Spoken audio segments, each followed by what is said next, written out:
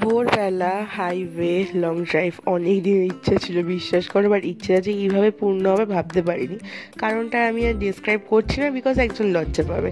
সারা রাত জেগে থাকার পরে 5:30টার সময় ডিসাইড করা হলো দুজন মিলে ভিজতে বেরোবো। হ্যাঁ, বিকজ বাইরে প্রচণ্ড বৃষ্টি পড়ছিল সেদিনকে।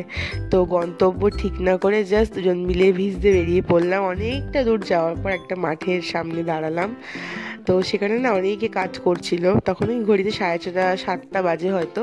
ওই টাইমে আমরা গভীর ঘুমাই, আর একটা মানুষের একদিনের রোজগারের হাফ কাজ মোটামুটি কমপ্লিট। হ্যাঁ, আমরা কতটা পিছিয়ে আছি জীবনে না। তো অনেকক্ষণ ওখানে দাঁড়িয়ে থাকার পরে একটু গল্প করার পরে আবার বাড়ির দিকে রওনা দিলাম। রাস্তায় বৃষ্টি নেমে গেল, টাইমটা ইউটিলাইজ করতে একটা পরোটার দোকানে দাঁড়ালাম। পরোটায় সয়াবিন আলুর তরকারি, ডিমের অমলেট খেলাম। খুব ভালো পরোটাটা করেছিল। তো খাওয়া দাওয়ার পরে লিটারেলি ভিজতে ভিজতে বাড়ি ফিরলাম। অনেক দিন পর সকালটা খুব সুন্দর শুরু হলো। Thank you.